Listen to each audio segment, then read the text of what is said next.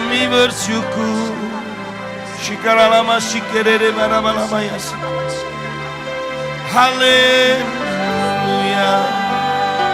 Kiralama yasi karalama yasi karalama. Untuk kebaikan-Mu Tuhan. Haleluya. Haleluya. Kiralama yasi kerere. Shikaralama yaralama yasi koralama yasi karalama. Kiralama yasi karalama yasi karalama yasi. Kuralama kaya sukaralama yasi koralama yasi. Kiralama kias babaralama kasbi birala karama yasi. Kialala barama kaya sikaralama yasi karalama yasi. Bersyukur Tuhan.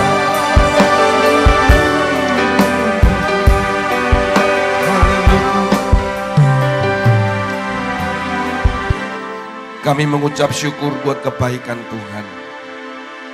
Atas keluarga yang Tuhan sudah pertemukan kami. Dan kami boleh menikmati kebersamaan dan kami menikmati berkat Tuhan. Terima kasih Tuhan buat kebaikan Tuhan. Engkau selalu mempunyai rancangan yang indah. Bukan hanya kepada kami secara pribadi tapi juga buat pasangan kami, keturunan kami, anak cucu kami. Yang mewarisi bumi. Kami percaya tangan-Mu senantiasa menggandeng kami Tuhan. Hari ini menjadi hari yang spesial. Kalau kami boleh beribadah bersama dengan anak-anak kami. Kami bersama dengan istri, dengan suami kami. Terima kasih Tuhan. Biarkan firman Tuhan pada hari ini, pagi ini, menjadi rema bagi kami. Dan biar sukacita Allah senantiasa ada di hati kami. Terima kasih Tuhan. Urapi hamba-Mu dalam menyampaikan kebenaran firman Tuhan. Dan Roh Kudus sendiri yang memimpin hamba-Mu untuk menyampaikannya. Urapi istri dan anak-anak hamba-Mu yang terlibat di dalam pelayanan pada pagi hari ini. Tuhan. Di dalam nama Tuhan Yesus. Haleluya. Yang siap katakan amin. Berikan kemuliaan buat Tuhan Yesus. Shalom saudara. Shalom. Hari ini khusus spesial karena ibadahnya jadi ada bersama dengan anak-anak dan orang tua dengan anak, dan saya lihat baju kuning-kuning ya. Yang luar biasa. Yang anak-anak angkat tangannya. Ya. Anak-anak angkat tangan, anak-anak angkat tangan. Yang baju kuning. Oke, berikan tepuk tangan buat anak-anak yang luar biasa ya. Ya, ibu yang baju kuning jangan angkat tangan dulu. Ya, anak-anak ini dulu ya, puji Tuhan. Hari ini saya juga hadir bersama dengan istri dan anak-anak saya. Dan anak saya nggak pakai baju kuning, saudara. Ya, baju merah dan baju biru tua. Ya.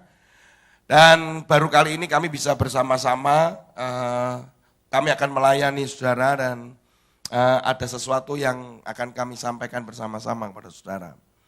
Dan karena ini hari yang sangat spesial, begitu ya saudara. Sebelumnya saya akan masuk dalam firman Tuhan sedikit dulu saudara. Akan kami buka di dalam Mazmur. Joseph bisa tolong pointer. Thank you. Nanti saya perkenalkan lebih jauh tentang anak saya. Mazmur 127 saudara.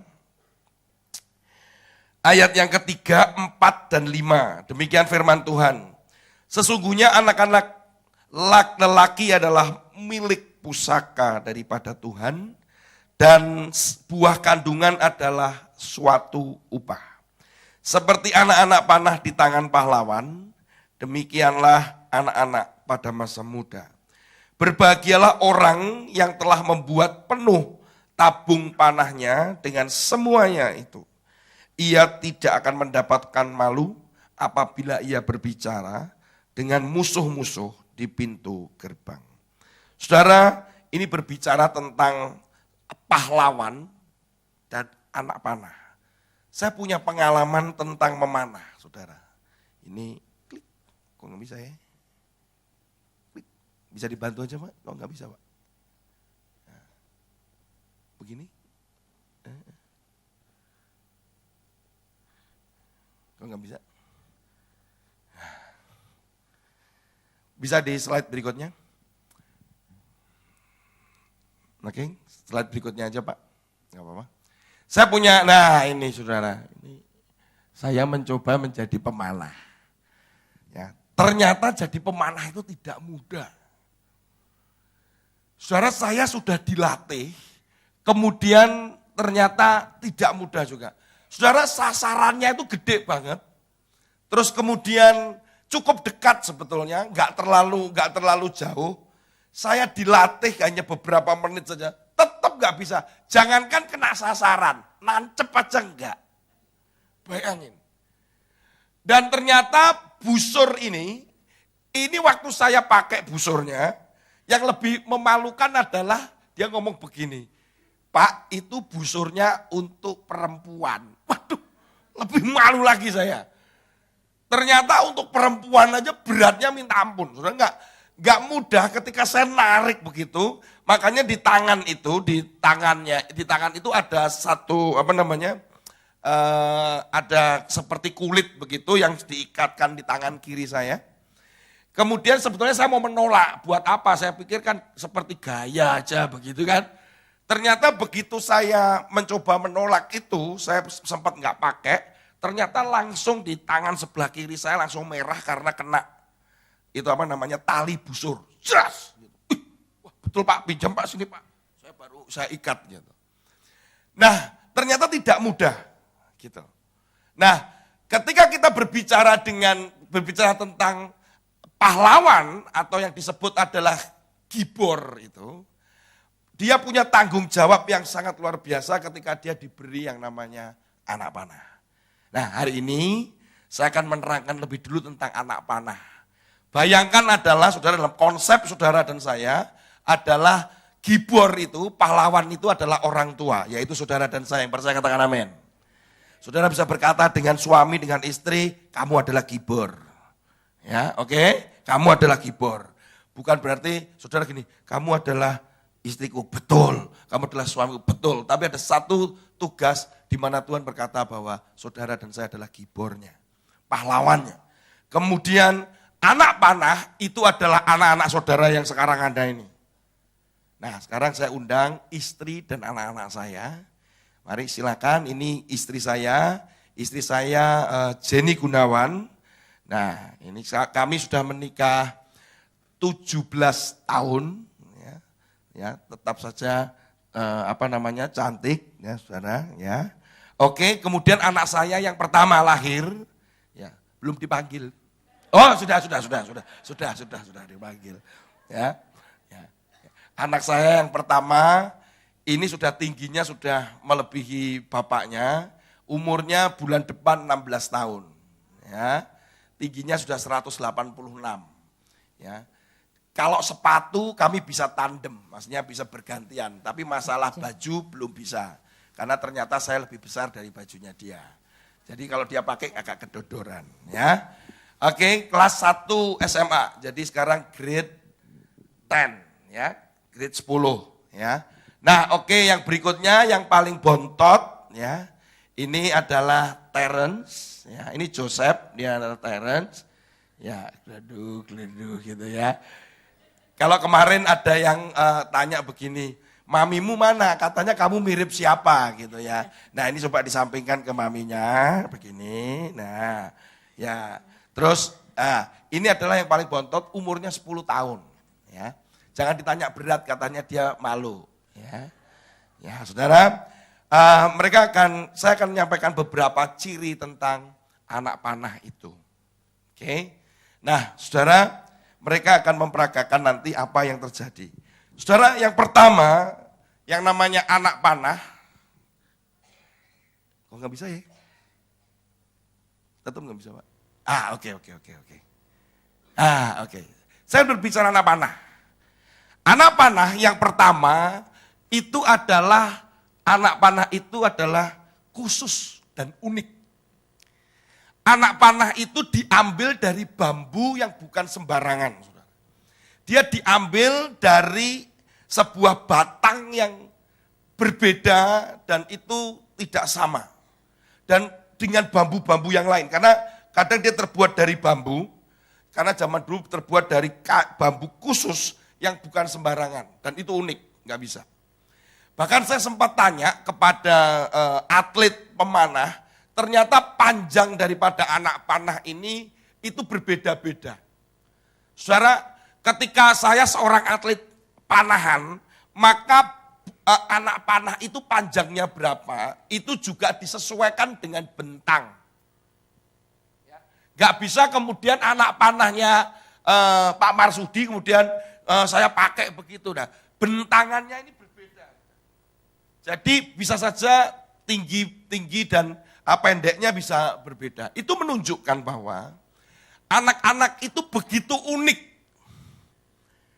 Mereka masing-masing punya perbedaan demi perbedaan, gitu ya. Oke, mana ini? Mike. Nah, gitu ya. Biarkan mereka menceritakan perbedaan-perbedaan mereka. Gitu ya. Nah, ini saya suka makan durian. Saya suka makan mangga. Enggak enak mangga itu, enakan durian. Durian itu bisa dipotong manis. enak. Enggak bisa, durian itu pokoknya lebih nikmat kalau dimakan. Beda sama mangga. Mangga ada variasinya. Durian juga ada. Durian Mangga mana ada. lagi? Durian gadung. Emang ada, adanya mangga tuh. Udah itu durian, enak durian. Oke, biarkan dia begitu, saudara. Ini akan selalu terjadi perbedaan, ya.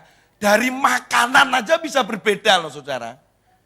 Yang satu suka durian, ini tandemnya itu sama maminya. Ini kalau sudah ketemu durian, saudara, ini adalah ratu durian dan ini adalah anak durian. Wah, gitu. Anak saya yang paling kecil, itu kalau dia tahu durian, jangankan tahu, bau langsung gini, apa ini? Nah, saya persis di tengah-tengah. Artinya begini, saya durian buahnya saya nggak suka. Tapi kalau sudah diolah saya suka. Jadi misalkan kue durian, sele durian, es krim durian, itu saya suka. Ya, kita lihat perbedaan apa lagi di antara mereka. Menurut informasi, kesukaan ibu tuh biasanya terbawa ke anaknya. Karena selama 9 bulan bayi dalam kandungan itu menyerap makanan ibunya. Jadi biasanya kesukaannya itu sama seperti ibunya. Ya, jadi saya suka durian dan mangga. Puji Tuhan. Oh, berarti saya nggak tahu di perut saya ada siapa di antara mereka. Oke, kita lihat perbedaan apa lagi. Tot. Kamu kalau pergi-pergi kan suka pakai sandal toh. Menurutku tuh bagusan pakai sepatu lebih rapi gitu kan. Ya gimana gitu Buat kan. apa kan santai, kan pergi-pergi. Loh, tapi kan dilihat orang tuh gimana sandalan. Gak bener, gak rapi. Orang ya pakai sandal aja Loh, loh. tapi enakan pakai sepatu kamu itu kelihatan Tit. itu. Kita lihat lagi bahwa dari apa yang cara yang mereka lakukan saja, apa yang mereka pakai, mereka punya perbedaan. Ini kayak pakai sepatu begini, ini adalah sebuah penderitaan. Karena anak saya yang paling kecil maunya santai, celana pendek, kemudian dia pakai sandal, begitu ya. Tapi kalau anak saya yang udah gede ini, karena sudah mulai ya, sudah tebar pesona begitu ya. Karena dia sudah umur 16 tahun, sepatu itu menjadi sesuatu yang penting. Ya. Jadi mereka punya perbedaan itu. Nah kami sebagai orang tua, saudara, kita sebagai orang tua itu melihat bahwa tidak pernah ada yang sama di antara kedua anak ini. Pendekatannya pun juga akan berbeda. Oke, karena setiap anak itu unik, seringkali kita sebagai orang tua tuh, kamu kok nggak kayak kokomu sih? Kamu kok nggak kayak adikmu sih? Nah itu adalah sesuatu yang tidak boleh. Ya, itu haram untuk dilakukan. Ya, kenapa? Karena membandingkan satu dengan yang lain itu bisa melukai mereka. Karena mereka adalah pribadi yang unik. Siapa di sini anak-anak yang pernah dibandingkan sama koko cecenya? Ada? Ya, oke. Mulai hari ini papa mama berjanji nggak lagi membandingkan ya, karena masing-masing anak itu berbeda, masing-masing anak itu unik dan kita menerima mereka apa adanya. Amin. Oke. Tot. Oke, jadi janjiannya semalam pokoknya gayanya harus jangan terlalu berat-berat ya. Gitu. Coba kita coba lagi ya. Oke ya. Terus jadi mereka itu masing-masing adalah unik. Dan kemudian mereka juga berharga. Kenapa? Karena unik itu maka dijaga. Mereka pasti ada yang berbeda. Saya tahu Bapak Ibu juga akan menghadapi. Saya pernah ada satu kalimat yang cukup menghentak itu lagi nih. Apa yang sangat membunuh daripada kedua anak ini ketika membunuh karakternya? Salah satu yang membunuh karakter mereka adalah ketika kita membandingkan mereka. Oke, yang percaya katakan amin. Yang pernah katakan bertobat hari ini. Ya. Kamu tuh gak kayak kokomu, seperti kata istri saya itu. Yang membunuh karakter anak kita itu adalah salah satunya adalah ketika membandingkan. Kita tanya, ketika kamu dibandingkan pada kokomu, kamu sakit hati enggak? Sakit. Sakit. Kamu sakit? Kalau adikku dibandingin sama aku seneng. Kok seneng ya? Tersanjung. Merasa Oh, enggak. di atas langit. Oh iya, oke. Tapi kalau kamu seandainya dibandingkan dengan temanmu, Wah jangan.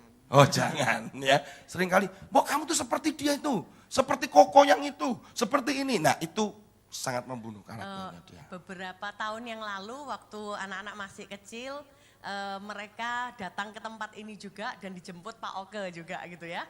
Kemudian di mobil Pak Oke menyampaikan, wah Bu anaknya dua-dua jagoan ya. Gitu kita tahu kalau istilah jagoan itu kan cowok-cowok gitu ya. Tapi kakaknya langsung bilang, aku lebih jagoan daripada dia.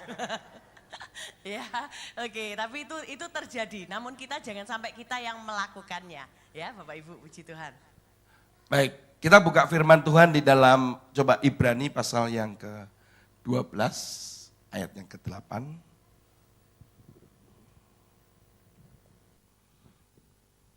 Ibrani pasal yang ke-12 ayat yang ke-8.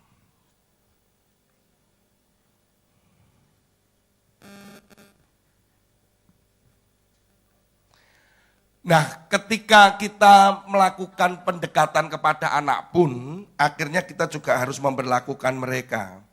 Dan ketika kita menganggap mereka unik, bukan berarti kita membiarkan anak-anak kita. Sehingga pada ayat 12, pasal 12 ayat 8 dikatakan begini, tetapi jika kamu bebas dari ganjaran yang harus diderita setiap orang, maka kamu bukanlah anak, tetapi anak-anak gampang. Jadi ketika ada keunikan, maka cara pendekatannya juga akan berbeda. Dan kita didik mereka bukan dengan gampangan. Satu kali anak saya ini, Joseph ini, dia lempar-lempar kaca di rumah tetangga. Lempar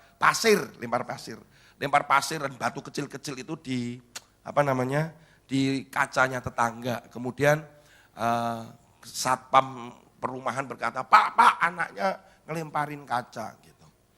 Terus kemudian saya panggil dia, kemudian saya marah sama dia, kemudian mereka dapat spanky. Ya, spanky itu adalah rotan. Nah, ketika saya rotan dia, kemudian setelah dirotan selalu saya selesaikan dengan baik, kemudian dia tanya, Papi, kenapa anaknya tetangga kok enggak Papi rotan? Loh, itu kan anaknya tetangga bukan anaknya Papi. Loh, tapi kan sama-sama ngelempar. Nah, saya merotan dia dan saya berkata bahwa karena aku mengasihi kamu. Kita nggak bisa membiarkan, seringkali banyak pembiaran yang membuat anak ini menjadi tidak ada disiplin, anak ini menjadi tidak mengerti rule dan aturan. Nah, seringkali saya temukan orang tua itu karena mereka merasa bahwa mencoba untuk menebus kesalahan, pulang setelah kerja seharian, 1 bulan nggak pulang, akhirnya dimanjakanlah anak, maka akan menjadi anak gampangan nanti. Ya, oke. Berikutnya, anak panah. Oke, ya ini saya mesti minta bantuan kayaknya, karena nggak bisa. Ya, oke. Berikutnya saya akan tunjukkan begini. Ini adalah binatang-binatang yang berhasil dibunuh dengan anak panah. Ya. Bukan dengan senjata yang pelurunya kaliber besar, tapi ternyata ini adalah badak, terus kemudian itu beruang, ini buaya, dan ini rusa segede ini. Saudara, anak panah itu kayaknya cuman tipis, kecil begitu. Kemudian buat apa? Ternyata itu adalah senjata yang sangat mematikan. Amin. Karena itu senjata yang sangat mematikan, maka pada zaman dulu orang yang menggunakan panah itu juga yang ditakutin. Saudara kalau melihat pernah Robin Hood gitu ya, saudara tahu bahwa pemegang panah itu sangat mengerikan sekali. Jadi begitu terjadi peperangan, salah satu andalan itu adalah pemanah. Teman saya pernah satu kali membersihkan anak panahnya, kemudian lagi dioles, dia lagi bentangkan tali busur sambil ditarik-tarik, lepas. Kaget dia, ternyata itu puji Tuhan gak ada orang di samping kirinya dia, tetapi mobil di garasi. Sudah tahu, tembus. Itu pintu tembus, jelek masuk. Dan dia baru menyadari betapa mengerikannya anak panah. Saudara jangan anggap remeh anak-anak. Anak-anak ini punya sebuah power di mana dia menjadi senjata yang juga bisa sangat mematikan. Oke, silakan. Nah, jadi waktu itu waktu pulang les. Jadi dari pulang les itu saya pesen ojek online. Nggak sebut merek ini. Ya, jadi pesen ojek online, dijemput ojek online. Pas saya lagi HP-an gitu kan. Saya naik motor, saya HP-an, terus bapaknya bilang gini. Enak ya sekarang dibawa game aja, anaknya dimainin game aja, anaknya bisa diem. Anak saya itu di rumah saya kasih main game aja, udah diem, nggak jadi anak nakal, udah diem aja. Terus saya bilang sama bapaknya, Pak, tapi bukan begitu Pak, kalau terlalu sering main game juga, terlalu sering, segala yang terlalu itu nggak baik Pak. Jadi nanti dampaknya ke anaknya bisa buruk gitu kan. Nah singkat cerita bapaknya, oh iya gitu kan, akhirnya sampai tujuan sama bapaknya ojek online-nya digratiskan ternyata. Nah, semoga jadi dari yang saya sampaikan ke Bapak itu menjadi rema buat Bapak itu. Jadi yang kita sampaikan itu bisa tersampaikan gitu. Coba kalau yang ngomong gitu itu orang tua itu kan lebih nggak didengarkan. Ya, jadi lebih gimana kalau anak-anak yang menyampaikan itu lebih enak gitu. Lebih powerful begitu. Ya, jadi kenapa senjata yang mematikan gitu ya? Kalau kita tahu amanat agung berkata pergi jadikan semua bangsa murid. Artinya bukan cuma hamba Tuhan, bukan cuma pelayan-pelayan Tuhan, tapi kita semua orang percaya punya tugas untuk pergi dan menjadikan semua bangsa murid. Yang percaya katakan amin. Nah, anak-anak merupakan partner yang dahsyat. Kalau kita orang dewasa kita bisa katakan bertobat, mungkin kita bisa ditangkap. Kalau misalkan saya di pasar atau di mana kemudian saya bilang bertobatlah kerajaan Allah sudah dekat. Ada dua kemungkinan. Yang satu saya ditangkap polisi karena dianggap mengacaukan ketertiban Keonaran. Membuat keonaran gitu ya. Yang kedua saya bisa ditangkap oleh petugas rumah sakit jiwa karena dipikir saya gila ya. Tetapi kalau anak-anak yang melakukan itu powerful sekali. Anak-anak bisa melakukannya sama seperti anak-anak juga bisa menyampaikan tentang Injil ya. Suatu hari saya ketemu dengan seorang anak ketika saya kondisinya habis menyampaikan firman Tuhan dan itu saya pada kondisi yang spirit saya nggak menyala. Saya merasa dalam kondisi down, saya di sebuah retreat. Kemudian setelah sesi, saya lagi berdiri di depan meja, begitu saya lagi merenung. Tiba-tiba ada satu anak maju ke depan, kemudian dia berikan secarik kertas. Kemudian dia bilang gini, Kak Tony, tolong dibaca ya. Oh iya, kenapa? Tuhan tadi bicara, Kak Tony minta untuk Kak Tony. Oh saya dapat ini. Oh tadi bicara tuh saya dapat ini ya. Oh ya. Nah kemudian saya baca ayat itu saudara dan sangat menguatkan saya. Saya tahu bahwa kekuatan anak-anak itu nggak bisa diremehkan. Ada banyak anak yang bisa melihat sesuatu. Banyak anak yang mendengarkan suara Tuhan. Anak saya yang paling kecil ini punya pengalaman mendengarkan suara Tuhan ketika dia ikut pertemuan doa, kemudian saya ceritakan aja nanti kalau dia cerita nanti kan, tapi saya ceritakan, oke? Ya. bahwa satu kali ketika berdoa dia nangis, kemudian Tuhan bilang, ada suara di telinganya, dia berkata, lihat ke belakang. Nah waktu itu karena ada suara yang dia tidak jelas, tapi dia ada di telinganya, dia nggak berani menoleh ke belakang. Kemudian beberapa kali kamu lihat ke belakang. Dan saat itu dia memberanikan diri dan dia menoleh ke belakang dan dia langsung kaget sekali. Karena dia bilang, saya lihat malaikat papi. Kemudian Tuhan bicara sama dia. Aku tidak akan pernah meninggalkan kamu. Nah itu dia cerita sama saya itu sampai nangis. Dan waktu kami sesinya snack, waktu makan, dia pun tidak makan. Kenapa? Karena dia nangis, dia bilang, Tuhan Yesus baik. Saudara, jangan remehkan ketika anak-anak itu berdoa, kemudian dia bilang gini, Mami, aku tadi lihat malaikat. Kamu tuh mimpi paling gitu kan. Atau Mami tadi aku dengar begini Mami. Saudara jangan ya, karena ini adalah akhir zaman. Urapan Tuhan dan Roh Kudus turun dengan luar biasa. Maka anak-anak akan menjadi melihat, bermimpi. Bahkan mereka bisa menyampaikan kebenaran firman Tuhan. Amin saudara. Jangan remehkan mereka. Karena mereka punya potensi yang sangat luar biasa. Kalau mereka teriak di mall dan berkata haleluya, orang yang cuma berkata gini, ini anaknya siapa? Saudara coba teriak haleluya keras di mall. Haleluya. Kristenisasi ini. Kayaknya begitu kan saudara. Ketika dia ketemu sama temannya dan dia menyampaikan firman Tuhan. Saudara, anak saya kalau cerita kesaksian, dia bilang, aku hampir setiap kali kalau naik ojek, setiap turun, aku selalu berkata, percaya Tuhan Yesus ya Pak. Dan turun. Percaya Tuhan Yesus ya Pak. Turun. Coba saudara berani gak gitu? Belum tentu loh saudara. Oh saya berani Pak, tergantung. Saya kemarin naik ojek saudara, naik gokar. Ini putih, ininya jenggotnya panjang. Saya waktu lihat fotonya, Tuhan Yesus tolong. Itu sudah kita sudah bilang Tuhan Yesus tolong. Itu kalau anak-anak tenang aja. Pak gimana kabarnya Pak? Apa gitu. Dan waktu turun, Tuhan berkati. Gitu. Kita aja ngomong Tuhan berkati aja. Pak terima kasih ya Pak. Tuhan berkati, gitu nanti. Gitu kan? Mereka punya kekuatan ya.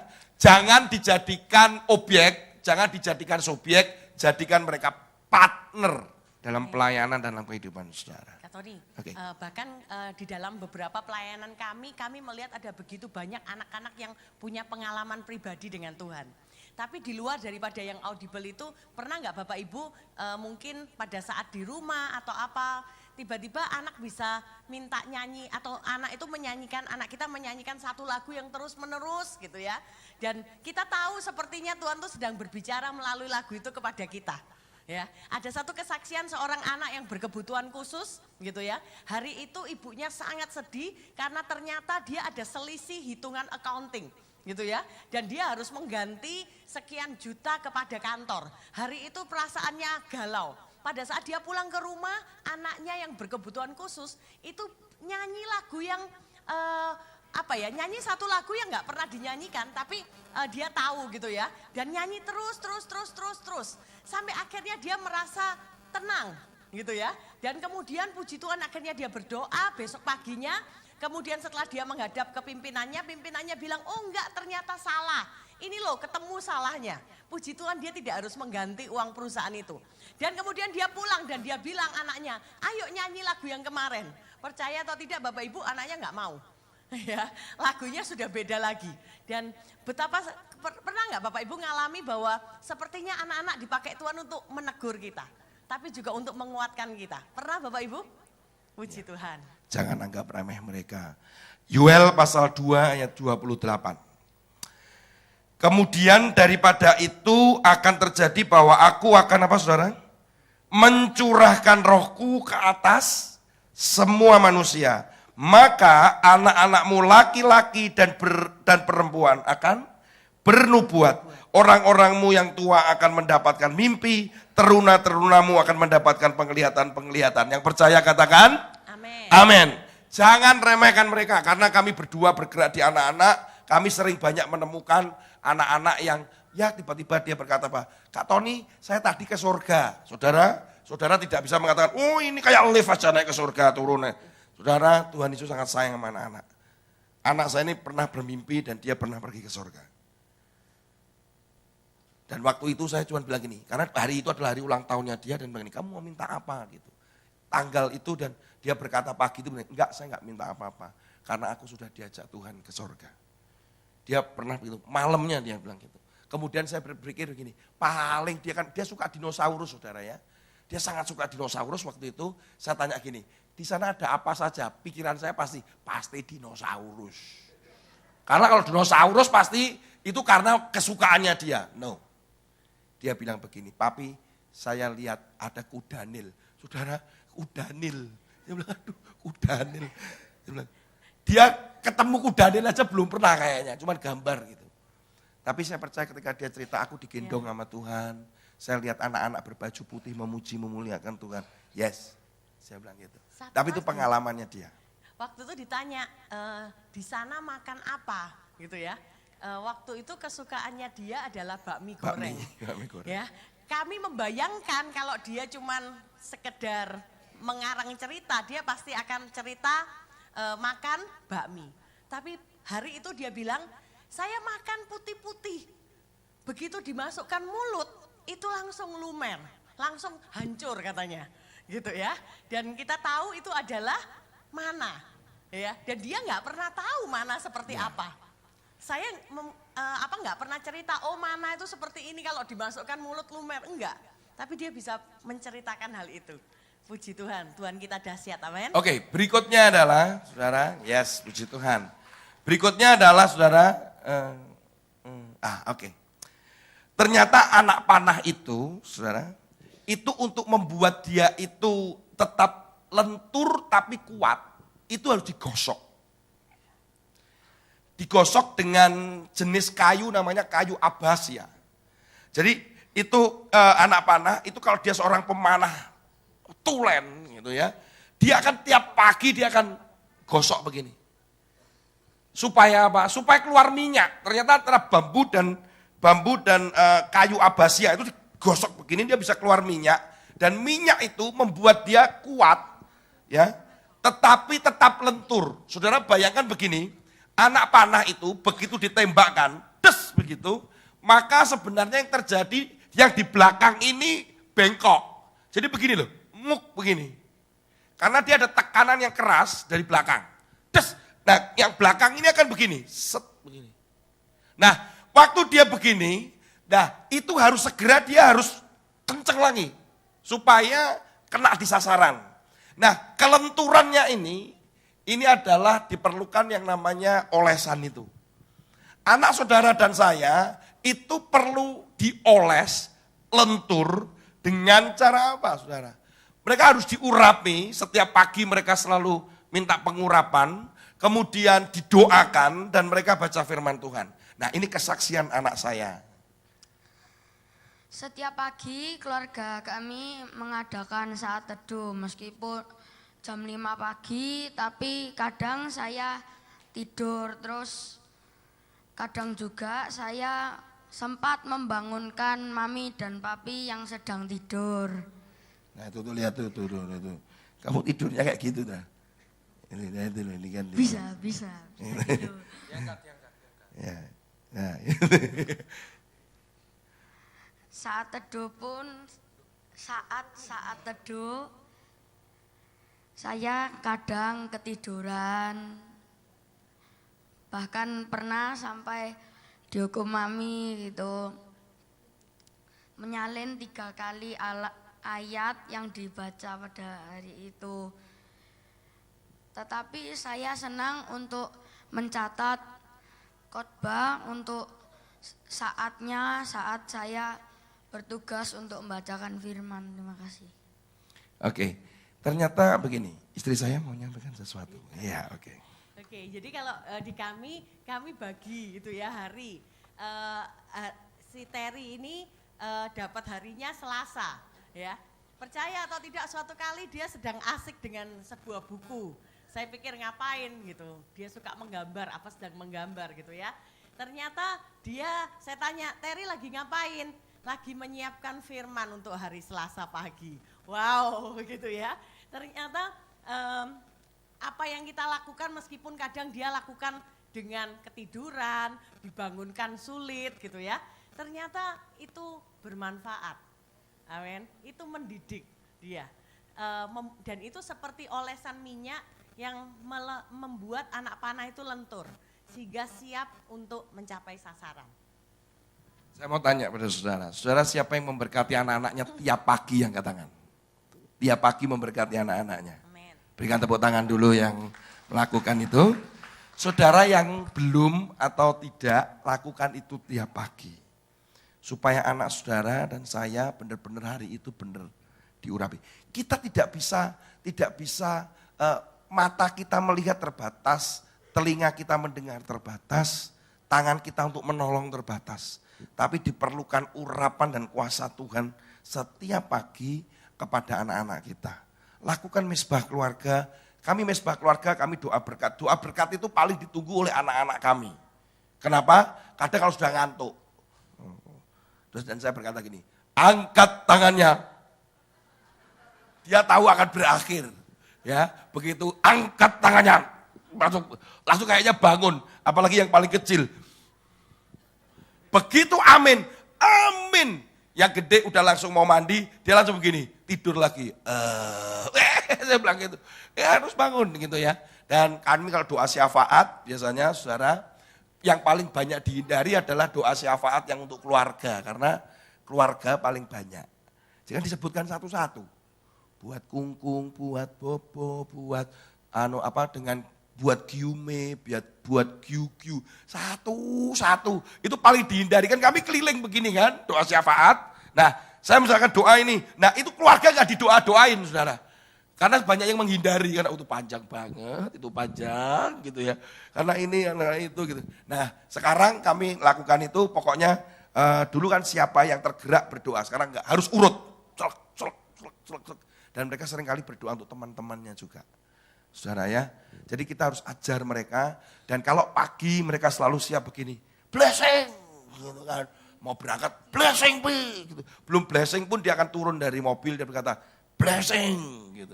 Kadang kalau lupa karena ngantuk, blessing lagi. Sudah tadi, oh ya sudah. Oke ya, jadi seringkali begitu. Oke, next. Nah ini ternyata anak panah itu bukan untuk sebuah hiasan, tapi dia punya sebuah tujuan. Tidak pernah anak panah itu dibuat, itu tidak ada tujuannya. Untuk mencapai sebuah sasaran. Saudara. Nah, anak panah itu juga seringkali itu cuman sekali lesat saja. Kita nggak bisa berulang. Ya, jadi anak panah itu ada untuk sebuah tujuan. Dan anak saya akan cerita. Istri saya akan cerita tentang tujuan ini. Oke. Pada saat si Joseph masih kecil gitu ya, dan kita tanya, Jo, cita-citamu apa gitu. Nah dia mengatakan, aku mau aja mami jadi tukang potong rambut. Loh, kenapa kok jadi tukang potong rambut? Iya enak pegang-pegang kepala gitu terus sudah dapat duit katanya. Ya, nah di sini kita harus mulai meluruskan. Berbeda dengan anak saya yang kecil, pada saat dia ditanya, nanti kalau besar kamu mau jadi apa? Aku mau jadi kayak papi. Wah, papi mana yang nggak bangga ya kalau ada anaknya yang berkata seperti itu. Tapi waktu tanya, kenapa? Iya, kerjaannya loh main terus sama anak-anak. Main balon, main sulap, main ini. Aku mau nanti gitu aja deh kerjaannya, seneng mainan terus. Nah, di sini kita tahu bahwa tujuannya mungkin baik, tetapi harus diluruskan, harus disesuaikan. Nah di sana dalam prosesnya kami berdua mencoba meluruskan cita-cita, tujuan sesuai dengan yang Tuhan mau, bukan apa yang kami mau. Saudara, suatu hari saya ini punya kerinduan. Kadang orang tua itu seringkali memaksakan keinginannya atau tujuannya kepada anak-anaknya. Ya Pak ya? Ya saudara. Anak kita ini bukan sebuah aset. Anak kita ini sebuah warisan yang Tuhan berikan. Jadi bukan aset. Ini aset ekonomi apalagi. Karena nanti waktu gede ketika dia mulai dekat sama perempuan atau dengan laki-laki mulai dilihat. Duh, enggak. Ini kan orang tua, papi ngomong sama orang tua. Enggak boleh. Iya, Tapi kan papi lagi khotbah sama mereka gitu ya. Ketika nanti sudah mulai dekat dengan perempuan atau dengan laki-laki, biasanya kita orang tua itu mulai melihat begini. Kaya enggak dia? Masa depannya oke enggak? Waduh, kerjaannya cuma begitu. Kalau bisa agak jauh sedikit ya nih, gitu. Saudara, kita mulai melihat anak kita ini menjadi aset ekonomi. Nanti kalau menikah siapa tahu capital itu apa? Modal orang tua bisa bergabung dengan itu, dengan jimu ya, dengan mertua ya, supaya nanti perusahaannya makin gede. Saudara, anak kita bukan aset, ini milik pusakanya Tuhan. Saya ini dulu pengen anak saya main keyboard, sehingga saya leskan piano. Saya punya mimpi, saya kalau pelayanan anak saya main keyboard. Tengah jalan nggak mau dia. Saya sempat, nggak bisa, kamu ayo. Saya mau coba paksakan itu. Karena saya pengen, karena sulit, mencari pemain keyboard itu paling sulit. Kan gitu. Nah, tapi tiba-tiba dia karena sudah punya dasar musik, dia belajar sendiri gitar. Dari gitar lele yang kecil itu, dan sekarang sudah bisa main gitar. Kadang kalau kami saat teduh pun dia sudah pegang gitar. Dan dia mencoba menantang sendiri, Pi, tak iringi Pi. Gitu. Tapi gitar. Nah kayak kemarin dia coba mulai melihat piano di rumah teman saya, dia mulai sentuh-sentuh piano. Biarin aja. Saya ingin bahwa biarkan Tuhan juga bicara pada dia. Ketika anak saudara punya cita-cita, nggak apa-apa. Saudara nggak bisa, nggak boleh. Gitu. Apalagi kalau, Pak, aku mau jadi pendeta. Makan apa kamu? Pendeta makan nasi, Bu. Pak, ini juga masa makan nasi, makan bubur. Tenang aja gitu ya. Kadang kalau kita ngomong tentang pendeta dipikirin hidupnya penderita memikul salib. Salibnya bukan satu, bisa berjuta-juta salib gitu kan. Saudara, biarkan apa yang Tuhan mau. Yang mau katakan amin. Ya. Karena anak kita bukan milik kita. Dia milik pusaka daripada Allah sendiri. Nah, saudara, seringkali kita memaksakan orang itu. Dan kemudian ada rencana yang besar yang ada pada anak-anak kita. Amin, saudara. Saya persilakan anak-anak saya kembali ke tempatnya masing-masing. Istri enggak, istri harus di sini. Sini sayang, sini sayang. Ya. Oke, sekarang saya akan masuk begini saudara. Kita sebagai orang tua, tadi berbicara anak-anak, secara cepat saja. Apa syarat daripada seorang pemanah? Saya bukakan satu. Tidak buta. Saudara pernah tahu pemanah buta? Waduh celaka saudara kalau pemanah buta ini. Saya akan pernah cerita ya saudara bahwa ketika itu loh yang ada lomba itu. Saudara kalau pemanah itu buta itu mengerikan sekali. Ketika seorang Amerika manah apel di atas kepala orang, jelup begitu masuk. Kemudian dia teriak, I am the champion of Olympic katanya. Saya juara olimpiade. Kemudian orang Inggris datang, kemudian dia tembak itu apelnya, enggak jatuh. Terus kemudian semua tertawa. Wah, oh tunggu, lihat batangnya apel itu.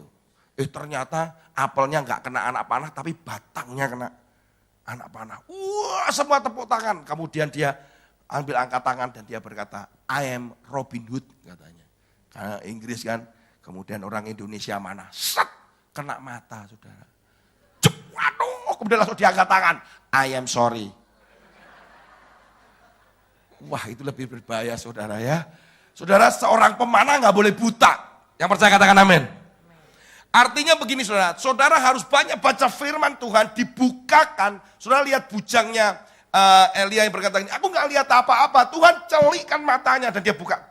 Dia melihat begitu banyak tentara di situ. Secara spiritual, mata rohani saudara harus terbuka. Apa yang terjadi gerakan Tuhan terhadap anak-anak, apa yang terjadi gerakan terhadap keluarga, bagaimana spirit Roh Kudus bergerak di akhir zaman. Saudara harus terbuka, saudara nggak bisa kaku lagi. Saudara lihat Tuhan ini maunya apa? Buka firman Tuhan. Oh demikian, pewahyuannya seperti ini. Saudara buka. Saya minta nanti kita berdoa supaya kita dibukakan, dicelikkan mata rohani saudara. Untuk anak keturunan saudara, untuk para orang tua, juga saudara untuk ke depan apa yang akan terjadi. Saudara akan bisa melihat itu bahwa Tuhan itu punya rencana yang begitu indah. Tidak boleh buta pokoknya. Ya, yang kedua saudara, adalah mengenal musuh yang ada di sekitar kita. Saudara, musuh yang paling besar saudara pasti tahu. Musuh yang paling besar Pak, iblis. Juga daging saudara.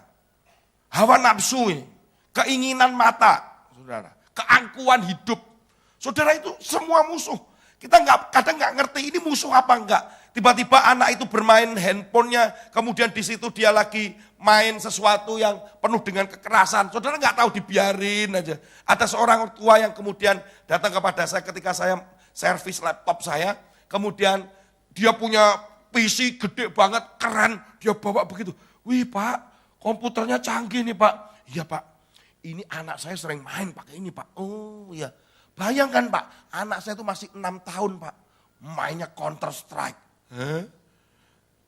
Dan itu Pak, itu udah selesai Pak. Wah luar biasa anak saya, pinter ya Pak. Saya cuma gini, enggak, anakmu rusak Pak. Itu permainan yang digunakan untuk simulasi perang, kemudian anak umur 6 tahun main Counter Strike. Bisa dibayangkan apa yang terjadi saudara. Kita kadang nggak ngerti mana yang benar, mana yang salah. Saudara minta hikmat daripada Tuhan. Mana yang benar, mana yang salah.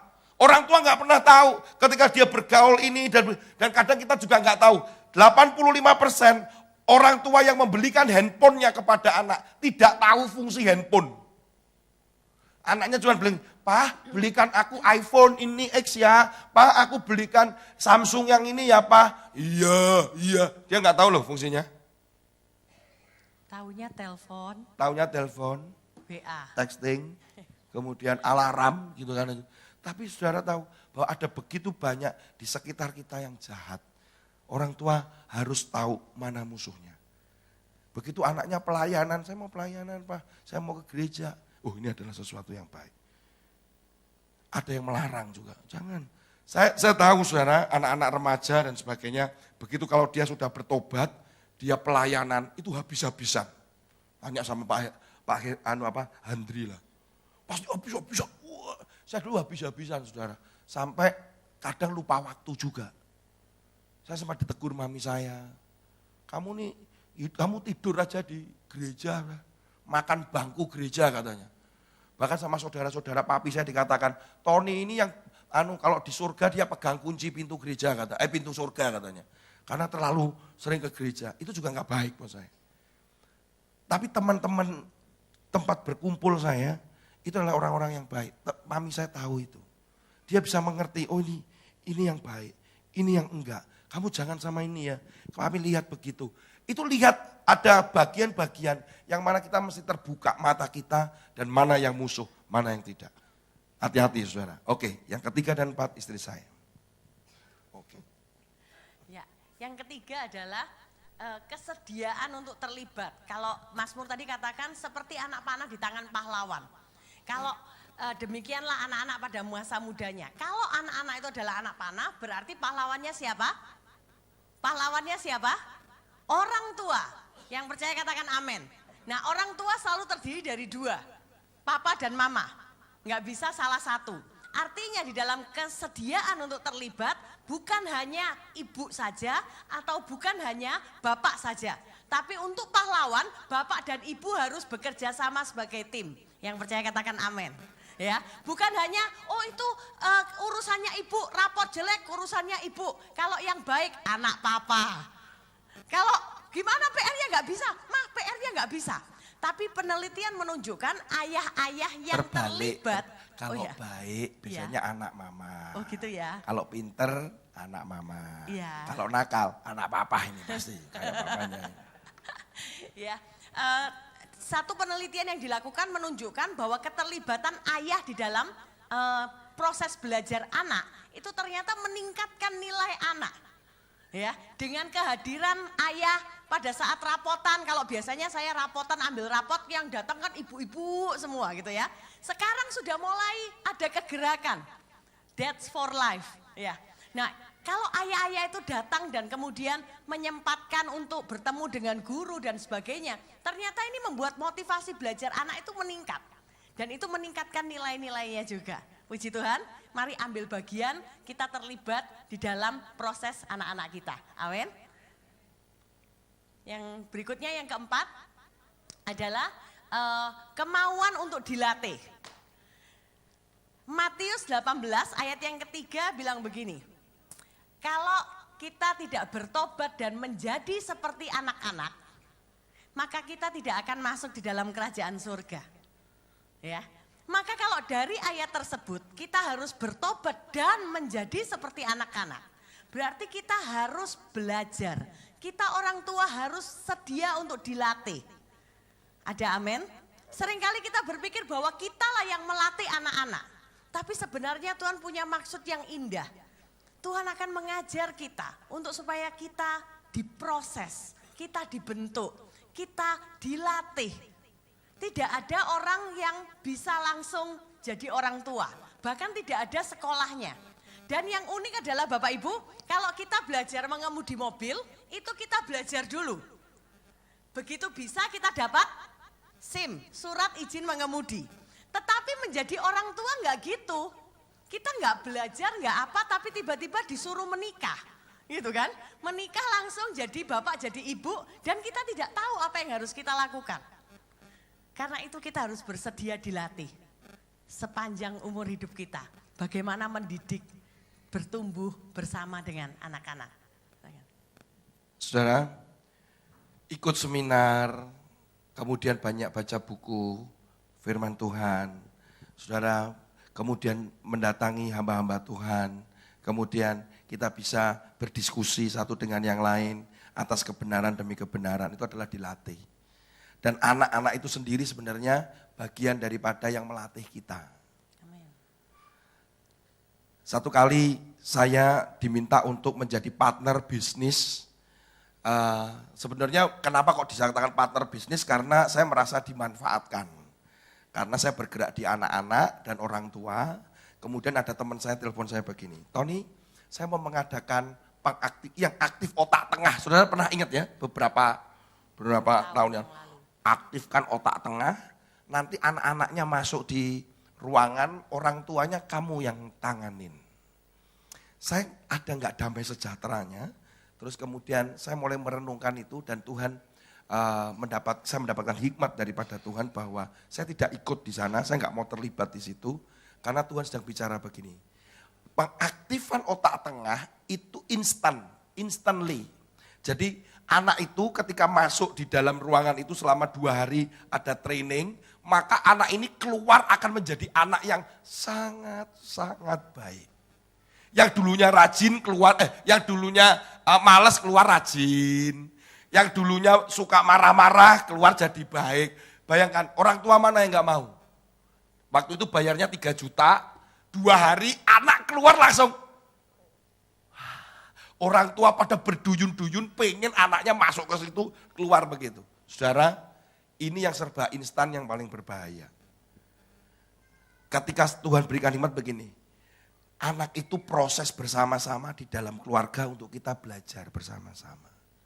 Bagaimana saya belajar membangunkan anak saya yang setiap pagi saya harus setengah hidup untuk membangunkan. Kadang kalau lihat anak-anak seperti begini, saya minta suruh saya suruh bangun begini ya dia sulit. Kalau sudah bangun pun begini ya, bangun saya bilang tuh bangun. Sudah bangun waktu doa ya tidur lagi. Itu gak mudah gitu.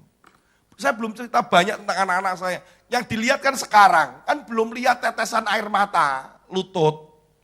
Dan ini masih perjalanannya kan masih jauh, saudara. Belum bagaimana ketika mereka bicara dengan anak saya yang paling kecil, dengan yang gede kan beda.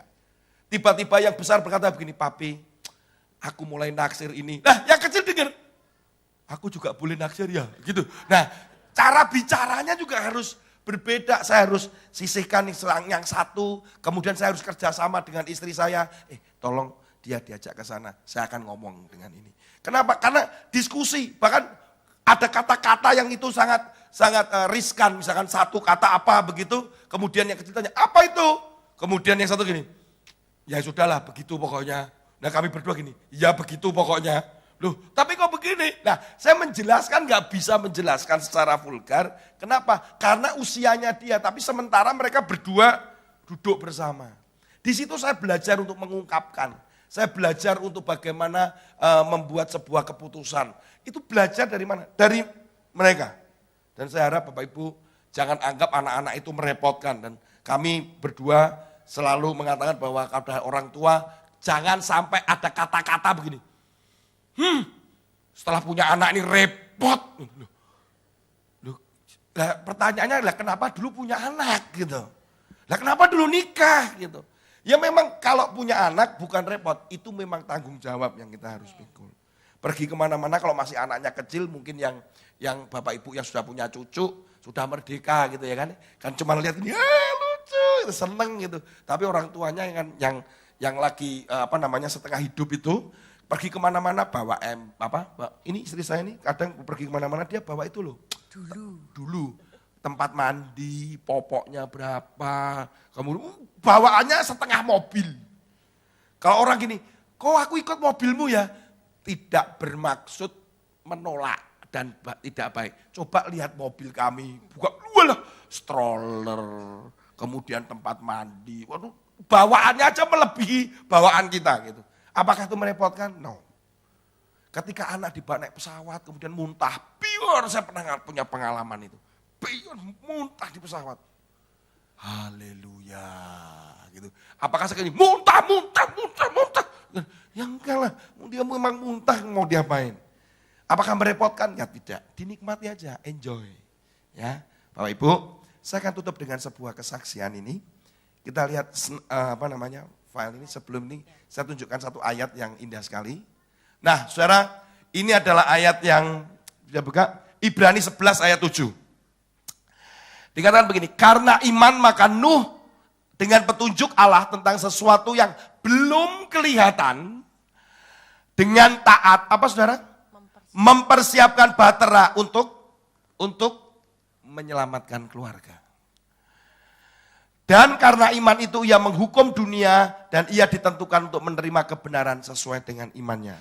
Saudara ambil keputusan untuk menyelamatkan keluarga saudara. Anak saudara, suami, istri, saudara harus dipulihkan. Saudara fokus kepada anak panah ini supaya dia akhirnya ada rencana Tuhan yang terjadi dalam hidupnya. Kemudian dia besar menjadi berkat, menjadi dampak. Saudara akan tidak dipermalukan oleh karena perbuatan mereka. Karena mereka sudah ditaburi benih dan mewarisi iman yang Bapak Ibu sudah berikan. Melalui keteladanan, melalui kebenaran, mungkin pendisiplinan yang Bapak Ibu lakukan. Tapi ketika saudara merasa bahwa saya sudah menyerah Pak Tony, saya sudah capek, saya sudah menyerah, sudah capek. Maka cerita ini akan menutup firman Tuhan hari ini. Silakan berikutnya, saudara. Saudara, ini adalah kalau foto ya seringkali pakai ini kan, gitu, foto, gitu, saudara ya, peace gitu. Katanya ini peace, katanya ini victory. Bahkan dari keyakinan yang lain mengatakan ini adalah budaya orang Kristen. Saya juga nggak ada hubungannya di sana sebenarnya. Saudara, sebenarnya ini ada sejarahnya. Ini adalah sejarah yang sering dipakai oleh orang Inggris. Ya, jadi begini saudara, orang Inggris itu yang paling ditakuti itu ada dua. Ketika peperangan pada zaman dulu, armada lautnya itu paling ditakuti. Ya, karena dia disebut sebagai armada laut yang bisa mengalahkan macam-macam karena Inggris itu. Yang kedua adalah pemanah, makanya muncullah legenda Robin Hood.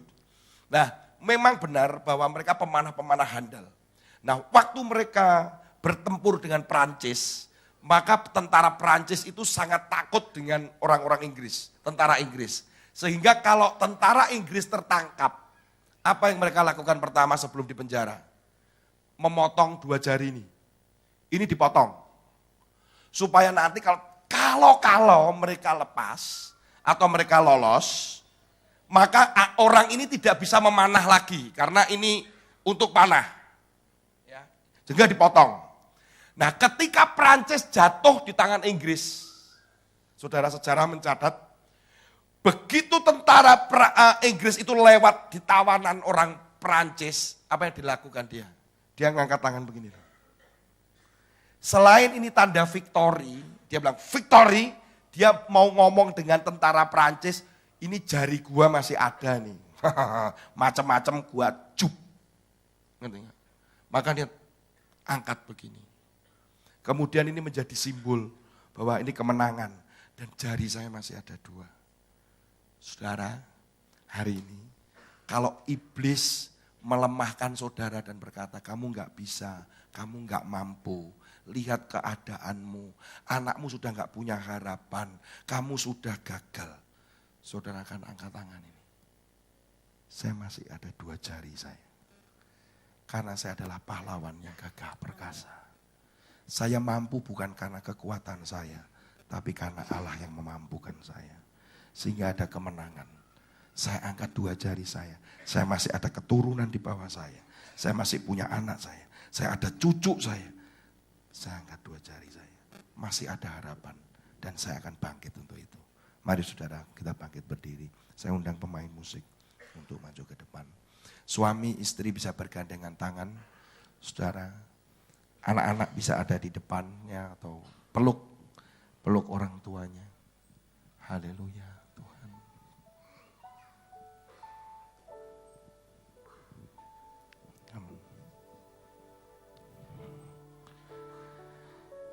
Mari kita sambil angkat jari kita, saudara. Ya, oke. Orang tua yang angkat jarinya 2 jari begini, saudara.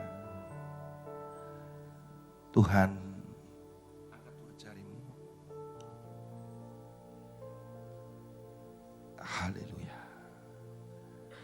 Biarkan orang tua mengangkat 2 jarinya bersama-sama. Sementara anak-anak peluk. Tuhan,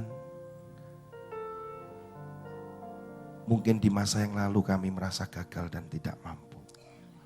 Ada kesalahan demi kesalahan. Tapi kami hari ini mengangkat kedua jari kami. Bukan kami yang mampu, tapi Engkau yang memampukan kami. Tidak mudah menjadi orang tua, tetapi Engkau percayakan pusakamu kepada kami. Sebagai anak panah. Terjadilah sesuai kehendak-Mu kepada anak-anak dan keturunan dan cucu kami. Bukan menurut kehendak kami. Mereka masing-masing unik. Beri kami kesabaran dan kemurahan hati. Dan kami bisa membuka mata kami. Untuk melihat keunikan, potensi, karunia, talenta yang Tuhan berikan pada anak-anak kami. Kami mau dilatih, kami mau dididik Tuhan. Kami mulai hari ini bangkit sebagai pahlawan-pahlawan yang gagah perkasa. Terima kasih. Iblis, lihat kedua jari kami yang kami angkat. Kami tolak segala intimidasi, pikiran negatif, pikiran yang selalu menghantui hati dan pikiran kami tolak di dalam nama Tuhan Yesus. Yang ada adalah kemenangan, victory. Lihat kedua jari kami masih bisa menggunakan busur dan tali busur itu. Untuk menarik anak panah, yaitu anak-anak kami. Sehingga rencana Tuhan terjadi atas anak-anak kami. Dan membuat kami juga melihat kemuliaan Tuhan dinyatakan pada keluarga kami. Tuhan, terima kasih buat hari ini. Orang tua berkati anak-anaknya, letakkan kedua tanganmu, letakkan ke atas anakmu. Dalam nama Tuhan Yesus. Diberkatilah engkau. Engkau bukan milik kami, tapi pusaka daripada Allah. Tapi kedua orang tuamu dipercaya Tuhan untuk membesarkan, mendidik, dan memelihara kamu. Kami memang bukan orang tua yang sempurna, tapi kami mau belajar terus disempurnakan oleh Tuhan. Diberkatilah masa depanmu, diberkatilah studimu, diberkatilah pasangan hidup dimanapun saat ini ada. Tuhan sudah persiapkan buat anak-anak kami. Diberkati juga untuk pekerjaan, pelayanan, kehidupan, kerohanian mereka dan semakin bertumbuh dan cinta akan Tuhan. Tuhan, jadikan mereka kebanggaan-Mu dan kebanggaan kami sebagai keluarga. Di dalam nama Tuhan Yesus, berkat Allah Bapa, Allah Anak, Roh Kudus buat kami semua. Haleluya. Amin. Tuhan Yesus memberkati.